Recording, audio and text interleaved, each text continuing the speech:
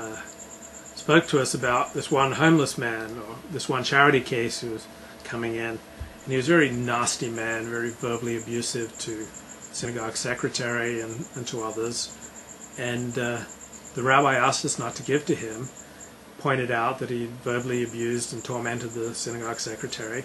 The rabbi asked for our help on turning our backs to this man and ejecting him from the synagogue.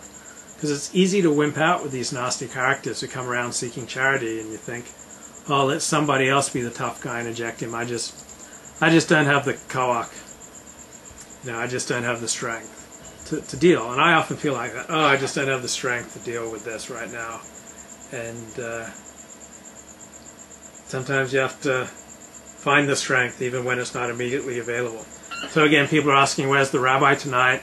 The rabbi was chosen to cancel, and I'm assuming that we're no longer doing Torah Talk together. So I'm looking for another partner to do Torah Talks with. So I'm not going to speak for the rabbi why he chose to cancel, and I'm not going to critique him or even try to give my side of the story. We've just musical differences. The Beatles are broken up. So I remember a lot of jerks coming around shuls for charity, looking for handouts, and like they start verbally abusing those they think haven't given them sufficiently, and like just handing out charity to whoever asks for it. 99% of the time, it only breeds bad behavior. I remember Dennis Prager quoting his father as saying that at the synagogue, it's the ones they've given free membership to who complain the most. So synagogues depend on dues. Members of a synagogue pay dues, and if you're in such financial straits you can't pay dues, almost every synagogue will still allow you in and even allow you to join. But these same people, usually who are in financial straits, or often, will then create most of the complaints. They'll be the biggest pains. So, like, giving charity tends to breed dependency, bad behavior, sense of false entitlement, and who needs it? So unless you know the person, unless you have an institution with some seichel, with some smarts, just giving out charity randomly, I think does more harm than good. People will get tired of making moral decisions, and I understand the appeal of Christianity, because you can think, oh, it's always right to love. Love is the answer, or faith is the answer, or charity is always the answer. But love, hope, faith, charity, they're not always the right response to whatever the situation is. There's no one right response to any situation but to do the right thing. And that requires balancing all sorts of competing values, and it requires wisdom. It's really hard to be a good person if you're a fool. And that I've often been quite foolish. And on the one hand, I was all like fired up for God and Torah and for Judaism, but I was a fool. So I did all sorts of general weirdness. I had a friend at one shul who I was close to for about a year, and he used that term, my general weirdness, for like an explanation for why I turned off many people. General weirdness, I like that. I mean, because it's true. And Rabbi Acharei at Acharei told the Jewish Journal that Acharei attracted these Torah weirdos. People are into Torah, but all sorts of weird things that are not at all compatible with Torah. And Rabbi Bachman very, very accurately referred to me as a Torah weirdo. Torah weirdo. Luke 4 here.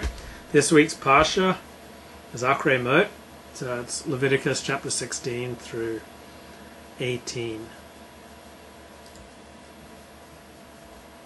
I remember this one Shabbos morning at Stephen S. Wise Temple, and Dennis Prager came up and made this big announcement. He said as he was driving to shul, he saw this man walking along the road who had a yarmulke on, and gave the guy a ride, and the guy, when he got in the car, I think said Shema Israel, and the guy apparently needed help, and Dennis made this big announcement in front of our whole minyan that we should help the guy out, and a lot of people dug into their pockets and gave him money. Now, traditionally touching money on the Sabbath is a sin, but this is a Reform synagogue and not as picky about these matters. So what happened? This guy that they were collecting money for turned out to be a big jerk. And he started verbally abusing the rabbi. And I overheard Dennis Prager tell a friend, it's like, all the dumbest or worst things I do, they always come out of a desire to do good. And I thought that was smart. So 99% of the time, give indiscriminate charity does more harm than good. So a while ago, I had a female friend in my life, and we had a couple of disputes, and she wanted to talk them out, and I didn't want to talk them out because the only person I ever want to spend time with working on the relationship is my wife, okay? As for everyone else, I have found in my 44 years of life, if we have to spend time working on the relationship, it's never worth having the relationship. With all of the best friends I've had in my life, there was no time spent working on the relationship, working on the friendship. By contrast, all the friendships and relationships I've had where we've had to spend time working on the relationship, they were all doomed. So I'm not interested in working on the relationship. I'm not interested in talking about our friendship and talking about our relationship and talking about our communication. And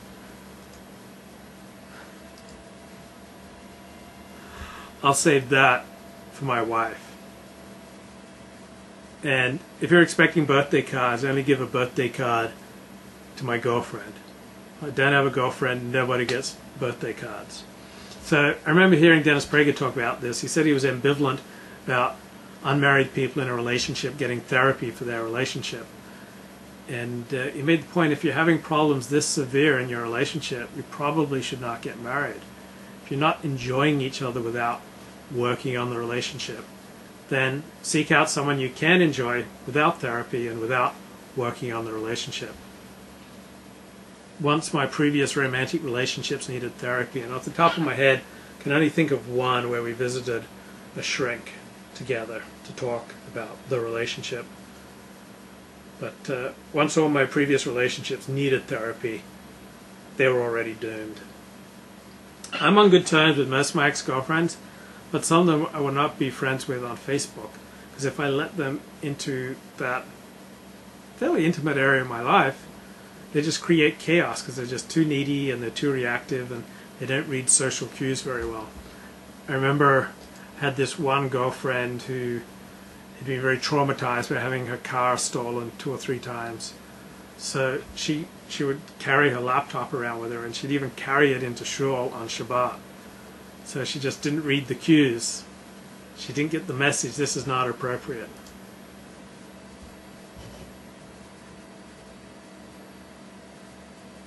So feel free to ask questions, make comments in the chat room. I'm checking up on you.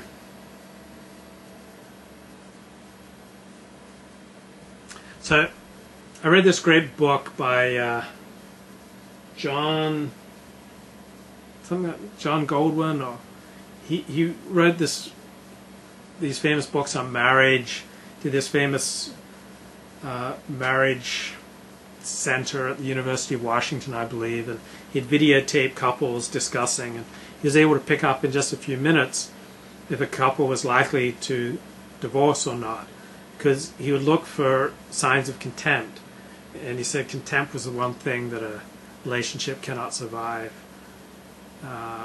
and that if a relationship ever moved beyond a 4-to-1 ratio of 4 positive interactions for every negative ones, it was in very big trouble. And my own life experience has validated that.